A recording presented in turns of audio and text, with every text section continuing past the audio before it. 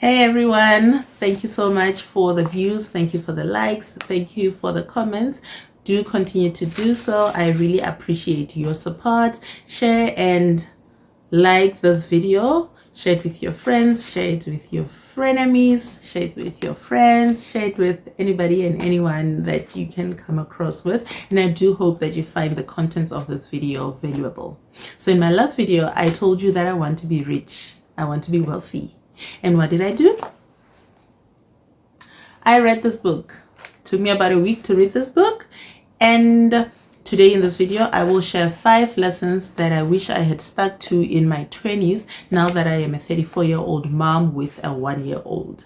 So while some lessons from this book were not entirely new to me, I wish I had not ignored them, and I wish I had read this book early in my 20s so that it could just convict me to stick to the things that I was doing and hopefully convict me. But anyway, we're here now and we are trying to rectify, we are becoming, and I will share the lessons that I learned. I wrote them down in my book. So if I look down, I'm not ignoring you, I'm not running away from eye contact. I just want to make sure that I am saying accurately what I learned. So I truly believe that had I stuck to those lessons, my life would look completely different. So different. But also my life now has a baby girl, so it's good that it would have looked different, but I want the baby girl in the story. Anyway, without wasting much time, let's get into the 5 lessons that I wish I had stuck to in my 20s, now that I am a mom of a 1-year-old. Lesson number 1: start thy purse to fattening. This is about paying yourself first. This is what they mean when they say pay yourself first. And with this, you see the power of compounding. You see the power of time. You see how time is your friend.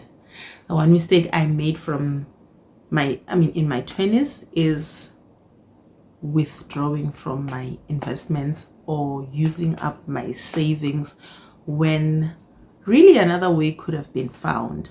But at that time, it just seemed like this or that was the only way.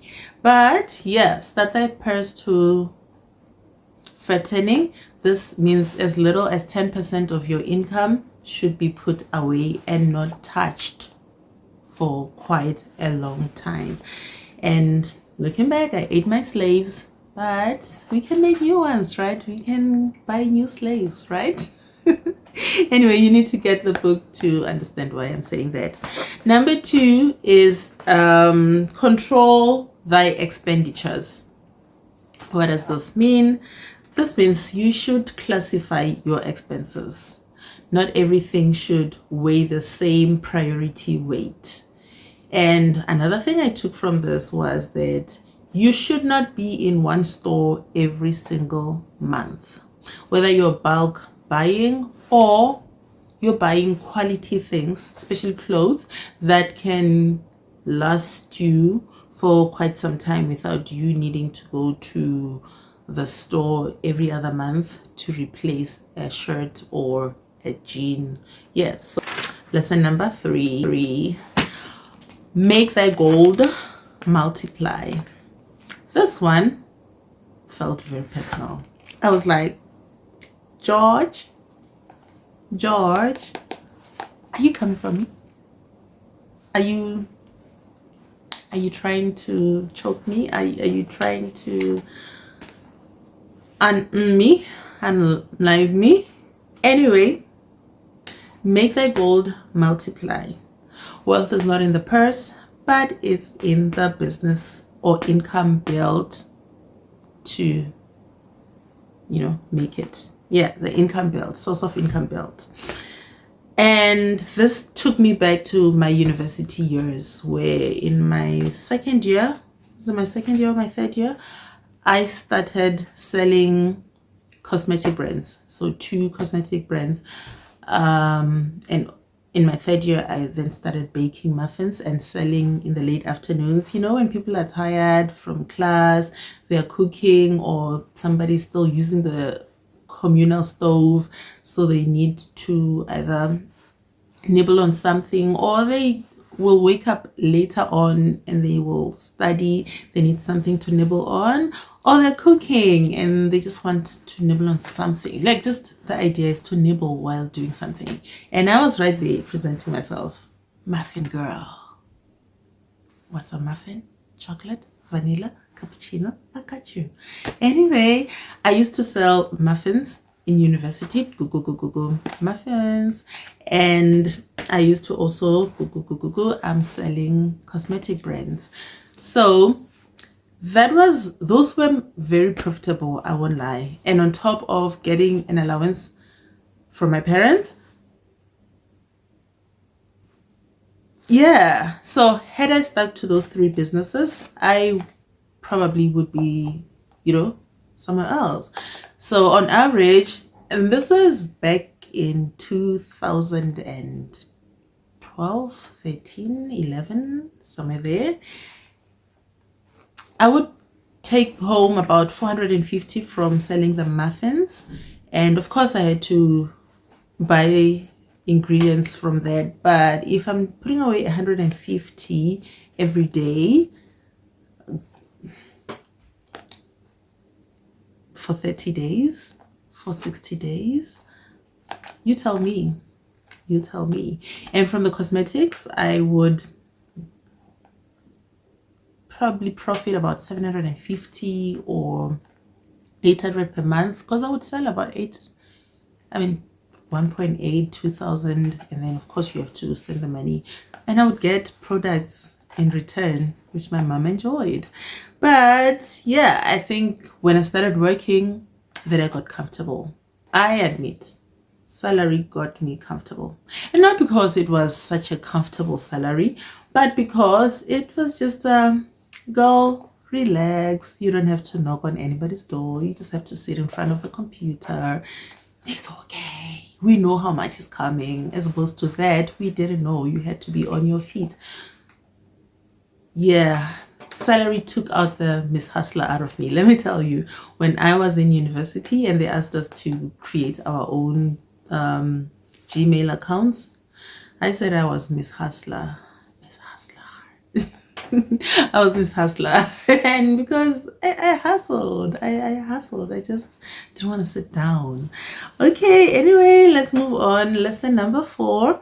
It is increase your ability to earn. This is about learning a skill. On top of your degree, learn a skill. Learn a skill.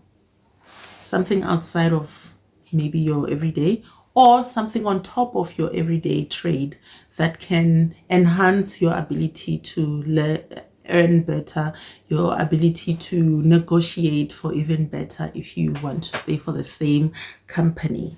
One important skill is sales. Another one I would say is learning Microsoft Excel.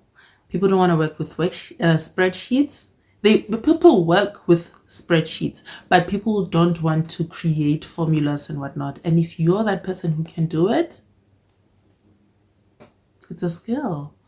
And yeah, there's so many other skills that you could learn to enhance your ability to earn.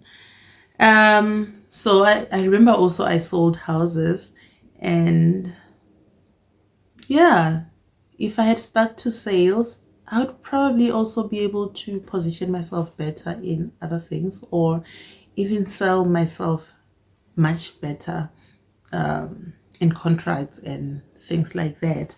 So yeah, also this channel is about building my consistency, because if you're listening and you've been listening for this long, you can tell this girl does things and stops them along the way. So this is about consistency, seeing something through. Anyway, when I sold houses, I think after 10 months, that's when I got my first house sale. And prior to that, like 4 months into it, that's when I got my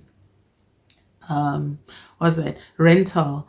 But when I sold the house, it was like No. Bye. Bye. I just stopped. Shouldn't have.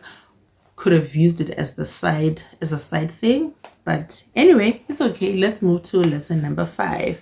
It says, if you desire to help your friend, do so in a way that will not bring your friend's burdens upon yourself. There's a scripture in the Bible that says, and I'm just picking words from here and there, it says that if you put yourself as a grantor or guarantee for your friend's debt or your brother's debt and they are unable to pay, then the creditors are going to come to you and remove you from the bed and take your bed. So this is essentially means don't pour from an empty cup, right? And again, also don't play with people who have nothing to lose. So when you're carrying someone's burdens, make sure that you yourself are stable, or you've got a cushion that you can fall back on should they not be able to honor their debt towards you. And this is not greed, this is wisdom. It's not just about loaning a friend or lending a friend, it's also about helping. I want to raise my hand and say, I'm a kind person. I've got a good heart. If I'm able to, if I got it, you're good. But sometimes it's all I got and I make you good and I'm left with nothing. So self-sacrifice is not cute. Anyway, I'll stop it here. These were my 5 lessons that I got from this book. There are many other lessons from this book. I just wanted to share those 5 lessons. And yeah, tell me if you want me to share more of the lessons from the book, as I'll now be moving to another book and I'll share. So I'm giving myself like a sprint of a week to read a book, a financial book at a time. I don't have many, but eventually I'll buy more as I apply the lessons and get the money to buy more books. But yeah, for now I just have 3 books. 1, 2, 3. Yeah, I have 3 books that are about money. This one I really appreciate because it talks to the average person. I have 3 books, right? So the other one that I initially wanted to start with, because the title was just like, okay, let's do this. But it just felt vain for me. It didn't feel, it's a practical book, but I couldn't get myself to believe what it was saying, because fundamentally there are things that I still needed to, work on. So this one talks to the person that's selling candy on the street, person that is running a small business. They just launched their first small business. The person that's just scored an internship. Like, this is for everyone at any point. Here it is. This will be one of the books that I give to Michaela. She has her own books, but I'm going to give her this one as probably the first financial book when she's a teenager. Like, not even teenager, preteen, 11 years old. Let them learn about money. Anyway, thank you for tuning in, and please like, share, and subscribe. Bye.